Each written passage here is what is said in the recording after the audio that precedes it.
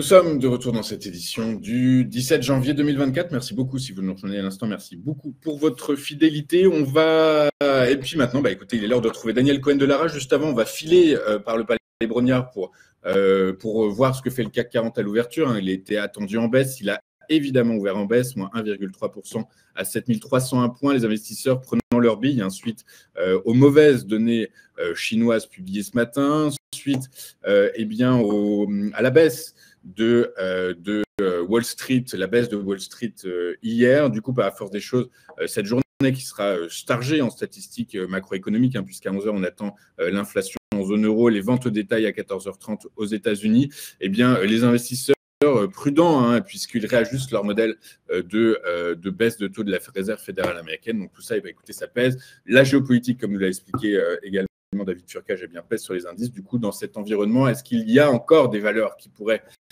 être mises en portefeuille pour créer de la performance? Et bien, pour répondre à cette question, je suis avec le président des analystes techniques en France. Bonjour Daniel. Bonjour Louis-Antoine. Bonjour Daniel, merci beaucoup d'être avec nous ce matin. Vous êtes président de l'AFAT, l'Association française des analystes techniques. Et avec vous, on va commencer tout de suite avec le titre d'Air Liquide. Air Liquide qui est à la croisée des chemins. Et du coup, par la force des choses, est-ce qu'on peut supposer que malgré cette toute petite respiration à laquelle on assiste, le titre pourrait continuer sur sa lancée haussière, et ce notamment grâce à des fondamentaux que les analystes financiers estiment solides? Oh, écoutez, oui, absolument.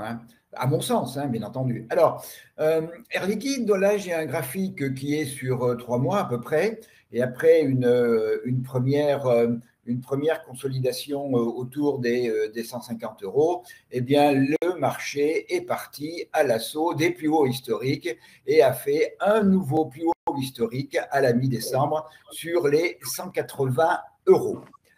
Depuis, consolidation et même petite tendance baissière de court terme, puisqu'on a fait de plus haut de plus en plus bas et de plus bas de plus en plus bas pour aller toucher il y a quelques jours un support à 170 € sur lequel on a rebondi d'une manière que j'aime bien. Quand il y a d'abord un premier rebond sur un support et derrière l'ouverture d'un gap haussier, comme ça a été le cas autour de 172 €, eh bien, il y a une vision qui est forcément plutôt positive.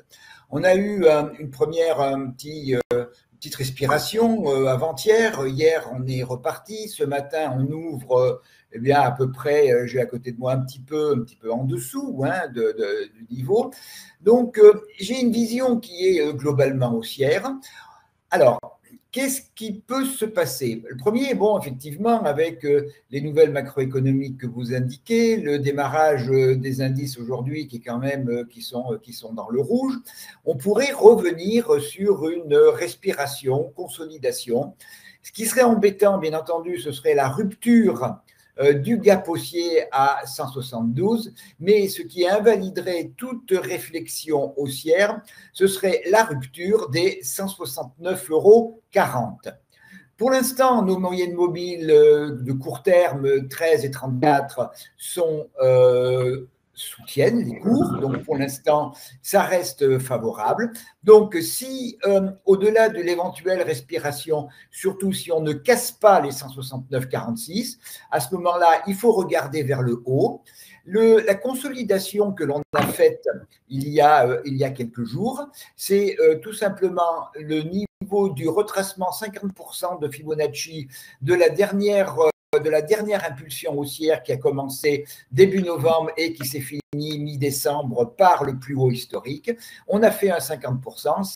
Si je mets derrière les extensions de Fibonacci, qui sont pour moi les seuls outils disponibles pour pouvoir se fixer les objectifs quand on est sur des plus hauts, eh bien, il va d'abord falloir franchir et réaliser un nouveau plus haut historique au-delà de 181,25 € et au-delà, c'est 181,76, 185,10.